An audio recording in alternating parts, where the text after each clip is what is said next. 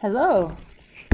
Thankfully, this is our last section for factoring. After this section, you'll know all the factoring techniques, and then we'll finally be able to use factoring to solve equations and do other things like that. So we'll finally know what the heck this is all useful for.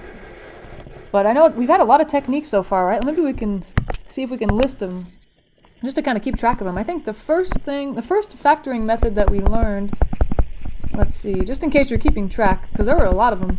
It's hard to remember all of them. The first one was just factor out the greatest common factor. If there is one. You know, a lot of times there is no greatest common factor and then you have to use some kind of other technique, but a lot of times there is a common factor and you can factor it out. So we kind of forgot that is a technique, even though we've been using it all along in every section, it seems like. And then after that, in the same section we covered factor by grouping. And remember, that one we only use when there are 4 terms. We'll talk more about that in the next section too. Like, if you're given a random polynomial and someone just says factor it, they don't say how. You know, how do you know what method to use? That's what the next section is going to be all about. So I'll kind of reiterate why factor by grouping only happens when you have 4 terms, and how do you know you can use it, that kind of thing.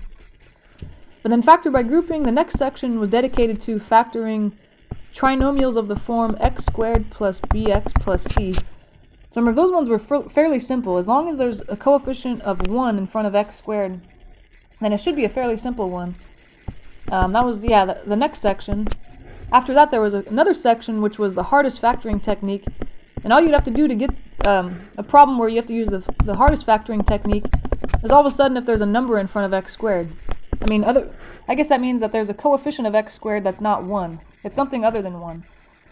Then you have to use, I think we had 2 methods. One of them, they called it factor by FOIL, which really just meant guess what the factorization is, and then hope it works. If not, try another one. And then we had another method to do those where it was, I think they called it they said the grouping method, even though they call the second method we learned up here factor by grouping. There was something we did, if you kind of remember, we did a x, and then you put a number here, and then you see, oh, what multiplies to this but adds to that, all that kind of jazz. So that was the most difficult one. And then the next section we learned a couple methods. One of them was perfect square trinomials. So you have to have it of the form, if you kind of remember, it was ax squared plus 2ab plus b squared. And those guys can be factored into a plus b parentheses squared.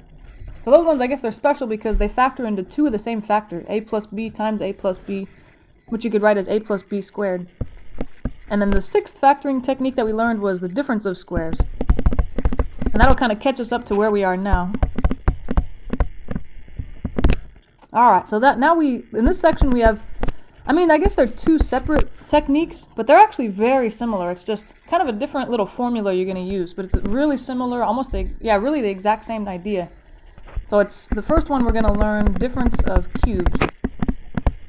And you can imagine, usually when you hear the word cube, someone's talking about a third power, something to the third power. You know, if you say, oh, it's x to the third power, another way to say that is x cubed.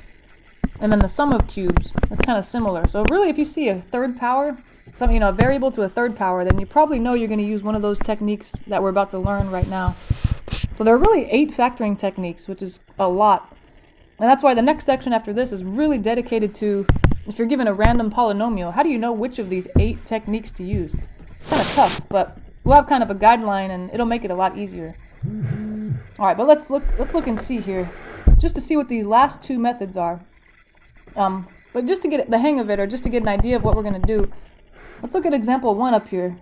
We're kind of going to try to lead into these little formulas we're going to have. Like we've done in previous sections, we multiply a couple things out, notice there's a pattern, and then make kind of a statement about that pattern. So let's multiply this guy out here. You got x minus 2 times x squared plus 2x plus 4. Okay, we didn't leave ourselves a lot of room here, but remember, because this is a binomial times a trinomial, you're going to focus on one of the terms in the first polynomial, let's say the x, and I'm going to first multiply him by every one in the second polynomial, times the x squared, times the 2x, times the 4. Let me see what that is first. So I got x times x squared, that's x cubed. X times 2x will be 2x squared. x times 4x will make 4x. All right, now we're going to focus on the next, or the second term in that first polynomial, this negative 2. So we're going to focus on that guy and multiply him by each of these terms. So it's kind of hard to see.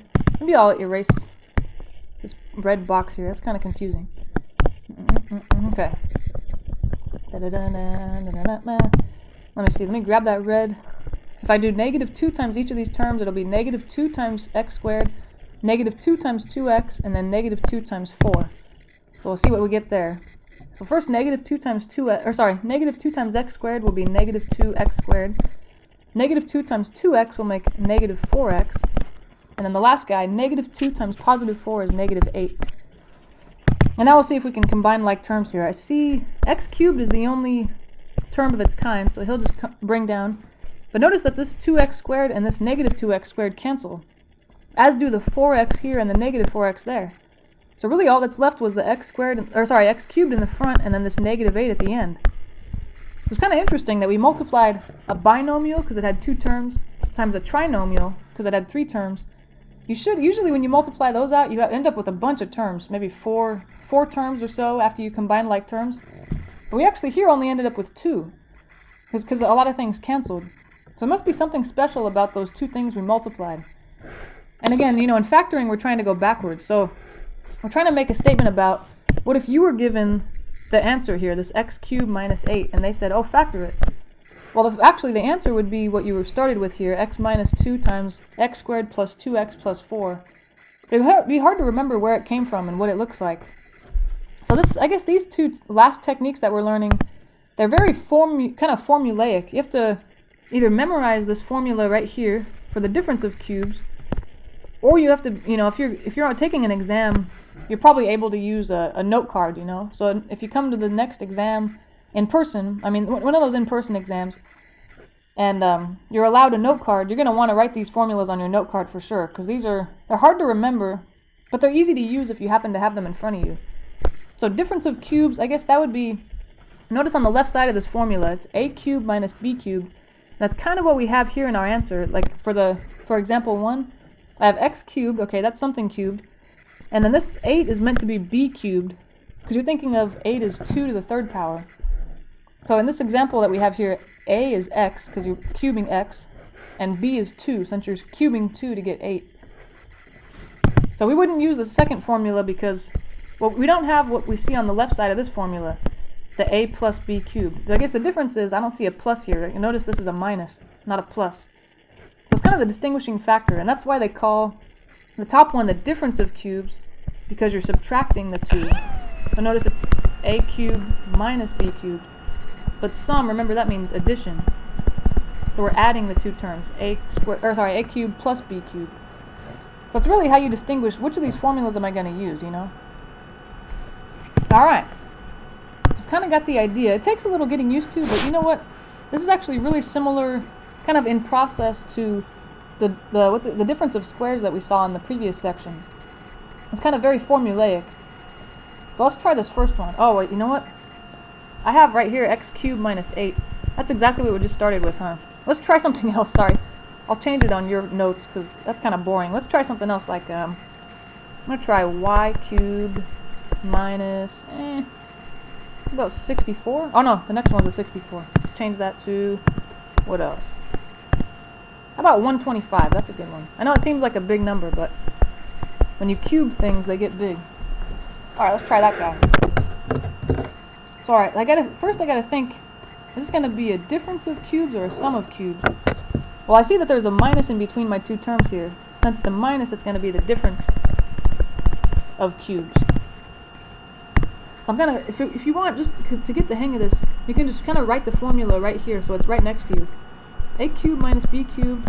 I'm just kind of looking up at this purple box that we wrote up there, or pink, whatever color it is. A cubed minus b cubed is equal to a minus b, which is what we see up here, times a trinomial. It looks like a squared plus ab plus b squared.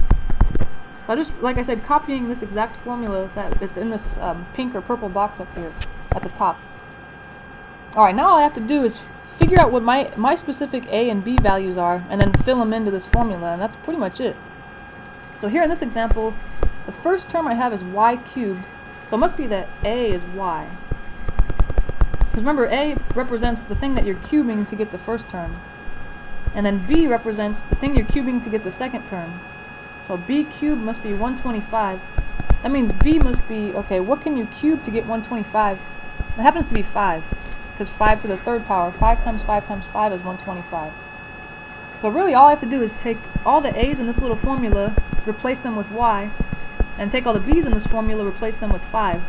And then I should be done. I might simplify it a little bit after I do that, but that's really it.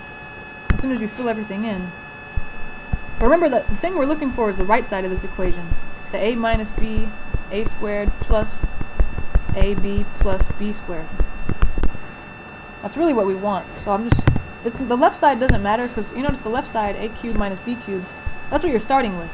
So the left side of the formula is just saying, hey, if you're starting with something that looks like this, it factors into whatever's on the right side. So this part doesn't matter. That's just you reminding yourself a and b are the left and the right things that are in my my polynomial.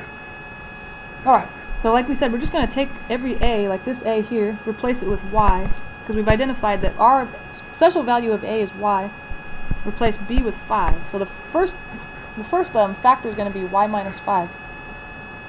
And then in the second parentheses we have a squared, but I have a y instead of an a, plus, okay, then a times b, a is y and b is 5, and then plus b squared, and my b is 5. So I've filled everything in that I know. Now the best thing I can do is just really try to simplify this as much as I can. There's not really much I can do in the first parentheses, y minus 5. Second parentheses I can clean up a little bit. Like, I don't really need these parentheses here. I'm going to say, well, y times 5 is 5y. And then I can square 5. I might as well do that. 5 times itself is 25. And there it is. So your answers to these difference of squares, difference of cubes or sum of cubes, they're always going to look like a binomial times a trinomial, just like this. And if you want to check, you can always, multiply it out to check to make sure. If I multiply this out and then combine like terms, I should get what I started with, the y cubed minus 125. Alright, I think that was good. Seems like it is a lot of work, but the more of these you try, the better you'll get. So let's try part B here. We got a cubed plus 64. Notice the sign in between is a plus, so it's going to be the sum of cubes, not the difference of cubes. So we're not going to use the formula that's in that purple or pink box. We're going to use the one that's in the green box because we have a plus sign in between our a and b cubes. Alright, so I might as well write that little formula out so I know kind of what's going on. A cubed, this time plus b cubed. And you notice the formulas, they're almost the same. You know what the only difference is? I'll try to throw a highlight in there. Notice that in the purple one you had a minus b, but in the green one you have a plus b in the parentheses. And then also you had a squared plus ab, but in the green one you have a squared minus ab. So you know what it is? It's kind of like these signs switched. This was a minus, it moved over here. This was a plus, it moved over there. Otherwise they're the same formula, it's just that minus and that plus sign switch places. So if you're thinking, man, these look really similar, they are very similar, just that the signs are what matters. So okay, I'm going to copy that formula. It's a plus b, a squared, minus ab plus b squared. That's the guy. And then now really all I have to do is identify what's a here, what's b here, and then fill them in. So in our example we have, well actually we got kind of lucky because a, that's the thing being cubed to give me my first term here. What can you cube to get a cubed? Well, it'll be a. So it's kind of weird, but where all the a's are here in this right side of this formula, I'm going to replace them with a lowercase a. And then the value of b is, I ask myself, what can I raise to the third power to get 64? If you're not sure, just guess. Like say, oh, is it 2? 2 times 2 times 2, that's 8. No, that's too small. How about 3? 3 times 3 times 3, that's 27. That's too small still. How about 4? 4 times 4 times 4, that actually is 64, so it must be 4 here. B is 4 because that's what you can raise to the third power to get 64. Alright, now that we've identified A and B, all we have to do to finish this problem off is rewrite what was right here in the red box, the right side of that formula, but replace the A's and the B's with what we identified them to be. So let's see, I always just like to leave kind of room for where they're going to go, but keep all the pluses and the minuses the same and the squares. Don't lose the squares. Okay, so where the first A was here, it was A plus B. Well, our A is a lowercase a. b we already said was 4, so I'm replacing that guy. Then in the next parentheses you have an a squared, and our a is a lowercase a, so I'll just put a squared, lowercase, and then it's minus, let's see, our a value is lowercase a, times b, our b value is 4, and then it's plus b squared, but we have a 4 instead of a b. Alright, so that's pretty much it, and then the very last step will just be try to clean this up. Usually in the first parentheses there's not a lot you can do, a plus 4, big deal. But in the second parentheses, usually the middle term can be simplified, because usually you don't see variable and then number, like a times 4, you write 4a. And also if this is a number, I'd actually multiply it out, what's 4 squared? That's 4 times 4, which is 16. So there it is, that's our final answer there. It's a plus 4 in parentheses times a squared minus 4a plus 16 in parentheses. And that's it, that's a beautiful answer. And just in case you're wondering, you're kind of curious, this rightmost trinomial here, this a squared minus 4a plus 16, this trinomial will never factor further. So keep that in mind. That if you would think about that guy, you say, oh wait, can that factor more? Because there are some problems where you do one kind of factoring and then you say, oh, a piece of what's left kind of looks like it factors more, maybe with a different technique. Don't worry about these guys. Once you factor the sum or difference of cubes, this trinomial that's left over, that'll never be able to be factored, so you don't really have to worry about it. Alright, let's move on to the next one here, part C. This one looks a little complicated because I have a term here. The first term is not only a variable or a number, it's a combination of the two. So that might be kind of complicated. Well, the first thing I want to take into account is that there's a plus sign in the middle. So this guy's going to be a sum of cubes. So I'll be using the same formula I did in this previous one, because that was also the sum of cubes. I can just kind of copy it if I want. It's a cubed plus b cubed is equal to a plus b times a squared minus ab plus b squared. And then all that's really left to do is identify what a and b are, and then fill them in. So okay, my values of a, I have to think about that. That's supposed to be what can you raise to the third power to give you the first term. So what can I raise to the third power to get 27z to the third? Well, I know that 3 to the third power is 27, and I know that z to the third power is, z cubed, or z to the third power.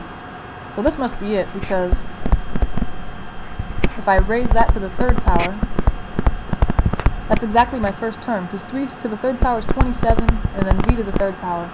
So that's kind of why, if you're wondering, wait, where'd you get the 3z? It's just I was thinking to myself, what could you raise to the third power to get the first term that I was given there? So okay, my a is going to be 3z, and then the value of b is supposed to be, what can you raise to the third power to get the second term of the original binomial there? So what can you raise to the third power to get 1? I know it seems kind of tricky, but it's just 1. And that's because if you were to raise 1 to the third power, you still get 1. So those must be the values of a and b. Now I'm just going to replace those in this formula here. Alright, then I think we're done. So I'm going to try to kind of write the skeleton of that thing. I don't know why I call it that. The outline of it, kind of. It's supposed to look like a plus... Oop, I don't want to write b. I don't have a b necessarily. I have something else. Sorry. A plus b parentheses. I'm leaving a blank there. So I'm just, like I said, copying what I see in this red box here. The formula. A plus b, a squared minus ab, whatever those are, plus b squared. And all I have to do is replace the a's with 3z. Let's see. There's an a in the very first spot here. That's 3z. There's an a in the second parentheses being squared. I'm going to write that here, 3z. And make sure, because a is complicated, it's not just a variable or a number. It's a combination of both. It's probably a good idea to put it in parentheses wherever you replace it. That way I guess I remember that I'm squaring the entire 3z here, not just the z, but it'll also be the 3. And there's also an a right after the minus sign, so there should be a 3z here. That's all the a's I see in that formula. Then, this is supposed to be a b, and our b is 1. There's supposed to be a b here as well, and that's a 1. And there's supposed to be a b in the last spot too, that's a 1. This one might be more simplifying to do here than previously, huh? So the first parentheses, I don't really need to do anything. I think I'll just remove these parentheses around 3z. They weren't really there for any reason, I was just trying to be careful. But the parentheses around 3z in the second portion of this, They are there for a reason, because you have to do 3z to the second power. That means you're raising 3 to the second power and z to the second power. So 3 to the second power, that's 9. Z to the second power, is z to the second power. And then minus 3z times 1, well, anything times 1 is that thing. So that'll just be 3z, or minus 3z. And the last step is you have a 1 squared, but, 1 to any power is a 1. That'll be your answer there. That was a complicated one, so I'd say if that one was on an exam, or, a test or something, I'd probably FOIL that out, or, multiply it out just to check, just in case. But if you're doing your homework, I don't know, that's not really high stakes type of a time. So you're probably okay to just write your answer like that and see what happens. Alright, I think we're getting the hang of this. It's a little tricky, it's just trying to remember what the formulas look like, although again, you can always write it on your note card for the exam. Remembering what they look like, remembering kind of how to tackle them. You want to identify what A and B are and then replace them. Alright, let's now look at part D here. This one looks strange because you don't see any numbers. I think this is the first one we've seen where there are no numbers. So you have x to the 6th minus y to the 9th. Remember, you want this to look like something to the third power, something to the third power. And I guess since there's a minus sign in between, that's going to be a difference of cubes. I'll be using the top formula that's up above, right? Was that the top one? Yeah, the difference of cubes was the one in the purple or pink box. We're going to use that formula. That was a minus b, parentheses, new parentheses, a squared plus ab plus b squared. This one's going to be kind of weird though, because I don't see third powers here or here, but I think there is a way to write that guy as something to the third power. Maybe just as a little thought bubble here I got. This is what I was given, x to the 6th minus y to the 9th. But I need that to look like something cubed minus something cubed. So that way I can identify what a and b are. So I say, okay, what can you raise to the third power to get x to the 6th power? Well, it's probably x to some power, right? And then I say, well, whatever that power is, you're going to multiply it by the 3 power out here to get 6. So all I have to ask myself is, what times 3 is 6? That would be a 2. That would give me x to the 6th. And then similarly for the second term, this guy, y to the 9th, I have to say y to the 9th is what to the third power? Well, it's got to be y to some power. And since I'm multiplying powers, whatever it is, you're going to multiply it by the 3 outside and get a 9. Well, it's got to be a 3 then, because 3 times 3 is 9. Alright, that kind of allows us to identify a. Since a is the thing you're raising to the third power to get the first term, we've identified it. It's x squared here. Because we said up here, or we kind of showed x squared, that guy to the third power is the first term, x to the 6th. And then our value of b is, what can you raise to the third power to get the second term, y to the 9th? We've already identified that. That's y to the 3rd. Since y to the 3rd to the third power, we've shown it here, is what we want. Alright, I think we've done it. So maybe just to be safe, I'm going to rewrite that formula. This is all we have to do. A minus b, a squared plus ab plus b squared. So that'll be my answer. As soon as I replace the a's and the b's with x squared and y to the 3rd. Something squared plus something times something plus something squared in these parentheses. Alright, now I'm just going to replace them. So here's a. A is x squared. Well, here, these are all the places where a goes, depending on the formula. A goes here, a goes here, and a goes there. So I'll replace all those a's with x squared. Here's an x squared, here's an x squared, and here's an x squared. And the other term, b, it shows up, well, b is y to the 3rd, and I see a b here, so I'll put a b there. I see a b here, so I'll put a b here, and there's a b here again, so I'll put a b there. That way I'll know where to put that y to the 3rd. So b is y to the 3rd. I'll replace all these places where b was with y to the 3rd. I think that looks good. Now all we have to do is simplify. This is another case where the left parentheses, there's nothing really you can do, so I'm just going to leave it. Oh, sorry, y squared minus y to the 3rd. And then the next thing you have here, x squared squared. And if you remember, when you have a power to a power like that, you multiply the powers. This is x to the 2 times 2, which is 4. And then your next term, notice you have an x squared, or x to the 2nd power, y to the 3rd. Since those aren't the same variable, there's no way to combine them. The only way to combine them is if they were both x's or both y's. So really all we can do is write them next to each other, x, y. And with their respective powers. But the last term, this is similar to the x squared squared, I multiply the powers to combine them. It's y to the 3 times 2 is 6. So there's our answer. That looks like a complicated answer, but that would be the way to go. And that one's so complicated, like I said, I think on an exam I would probably multiply this out to check my answer, if I had time at the end of the exam. Multiply it all out. If you combine like terms, you should end up with what we started with here, this y to the 6 minus y, or sorry, x to the 6 minus y to the 9th. It's hard to believe this complicated thing, our answer, would multiply out to that, but I guess we saw it in example 1. Something really complicated can multiply out to something very simple, as long as it's designed the right way. And this formula ensures that we're going to design it the right way. Alright, let's look at part E now. You notice part E, we haven't really talked about this yet because we haven't had to worry about it. There's a greatest common factor between these two terms.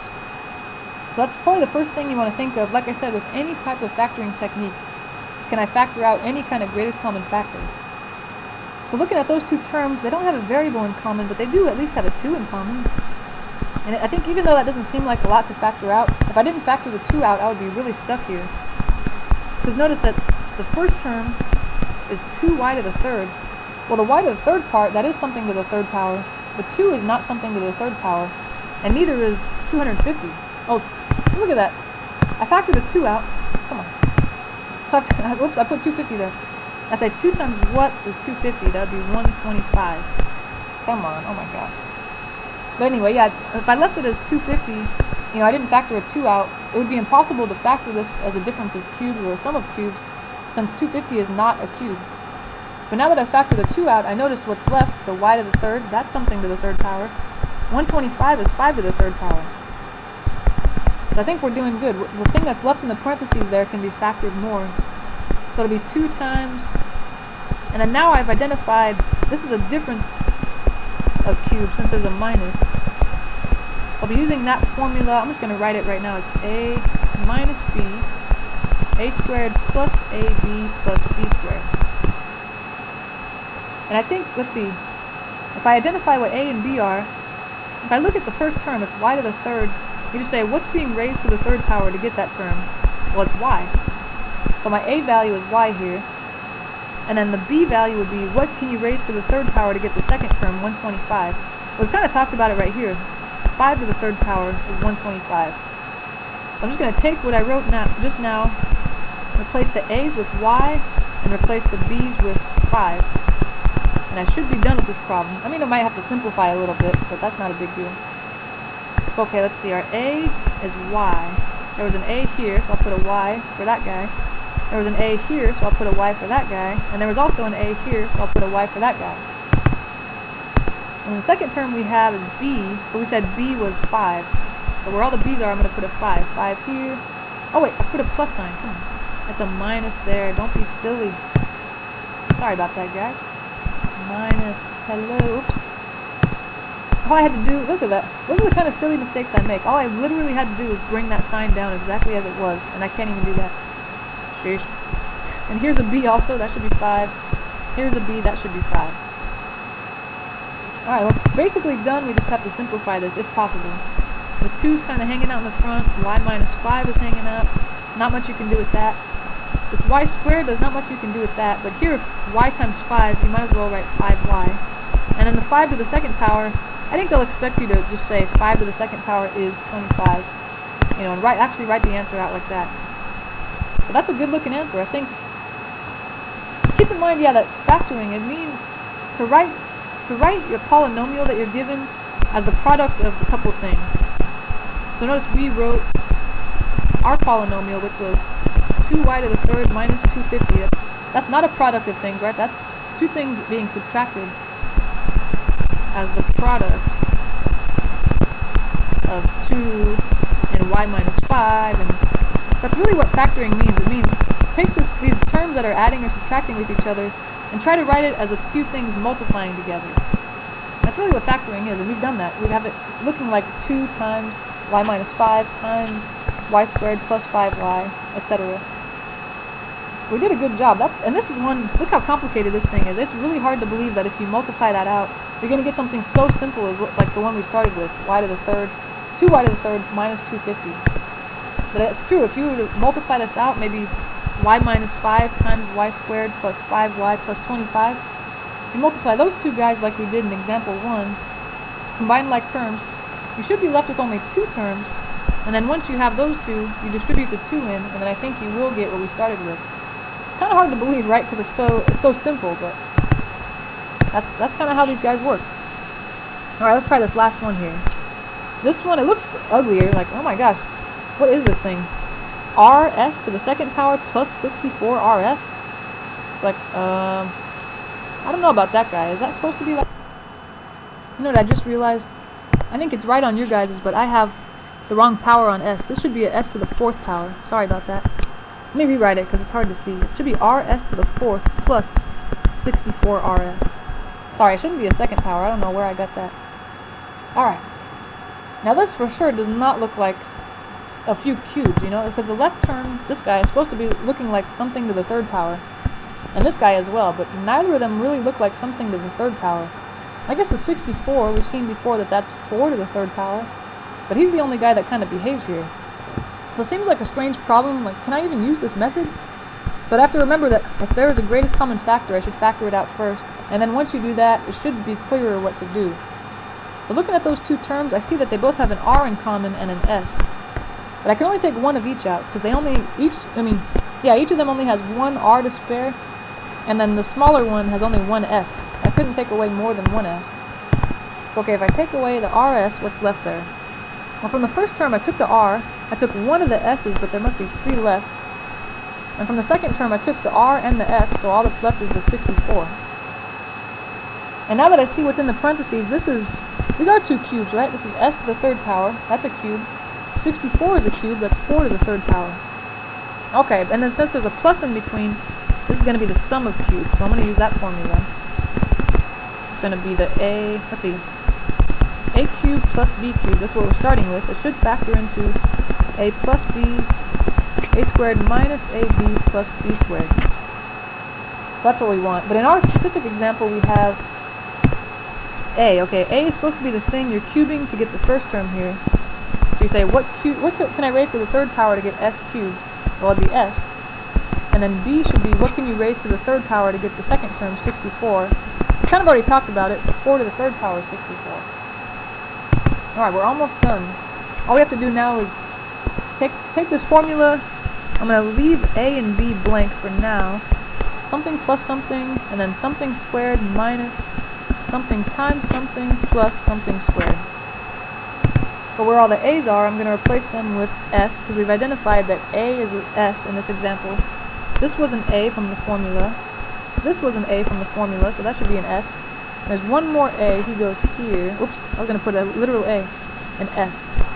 Ah, that looks weird. That looks like a dollar sign, huh? Don't want to see that. I want to see regular s. Alright, so those were all the a's, and then where all the b's were in the formula, I'm going to replace them all with 4. So this was a b from the formula, that's going to be a 4. This here was a b, I'm going to put a 4 there. And there should be a b being squared at the end, that's 4 squared. And that's it, let me just simplify that guy, or simplify as much as I can. The first parentheses you can't do much with, s plus 4. And then the s squared, you can't really do much with that. But here, minus s times 4, you can write 4s. And then 4 to the 2nd power, I'm actually going to multiply that out. That's 4 times 4, which is 16. Alright, so there he is. That's a beautiful thing right there. Alright, I hope this made sense as we went on. You know, I think these problems get a little better every problem you do. They make a little more sense and a little more sense, and until they're kind of making sense. But just keep in mind, I wouldn't really bother trying to memorize these formulas, because they're so complicated, you know? So just keep in mind, you can just have them next to you when you're doing your homework, and you can have them on your note card for the exam. Just know, I guess, if you had them in front of you, know how to use them, that's all. Alright, these take practice, but I think once you try, I don't know, maybe 5 or 6 of them, like we've done just now, or even less maybe, I don't know. Depends on the person. I think you'll feel a lot better, and you'll just kind of get the hang of it. So these are actually all factoring techniques, they just take practice. You know, the more times you try them, the better you'll get. Even if you feel like you're not getting anywhere, like, oh my gosh, this makes no sense, I just keep trying problems and it's not making sense. I think it's still a little bit sinking in at a time without you even knowing it. Alright, well I hope everything made somewhat of sense. We're done with the factoring techniques now. In the next section, we're just going to be thrown a bunch of different polynomials, and they'll tell us to factor them. We'll have to come up with a methodology on how do you know, depending on what kind of polynomial you're given, how do you know what method to use? Of all these methods, what did we say? We had eight methods, right? We wrote that at the top here. That's a lot to choose from. And you don't want to try all of them. There's going to be one that's right and the rest are wrong. So the next section kind of talks about how do you tell which one's the right one for your specific problem. And we'll try a bunch of examples so we'll get the hang of it. And then after that, we'll actually see where factoring is useful. It'll help us actually solve equations. Alright, that was fun, you guys. Hopefully you had, well, sort of fun. Maybe not, but I hope it was somewhat understandable. It just takes a lot of practice. Yeah, I think people usually don't enjoy factoring, or that's kind of their Achilles heel. But I think it's because maybe they didn't practice enough, or it's been so long since they learned it that of course they haven't practiced it in a while. So it's easy to forget if you haven't practiced it. But it just takes a little practice, like riding a bike. If you haven't ridden a bike in 10 years, it's going to be kind of hard at the beginning, but once you get on the bike and you start, pedaling, it's like, oh, this is a lot easier than I remember it being when I first tried it as a little kid. Kind of similar to that, I know. It's just as fun, right? Riding a bike and factoring polynomials. It's got the same fun level, I think. Alright, sorry. I've taken up enough of your time. Thanks for listening. Have a nice day.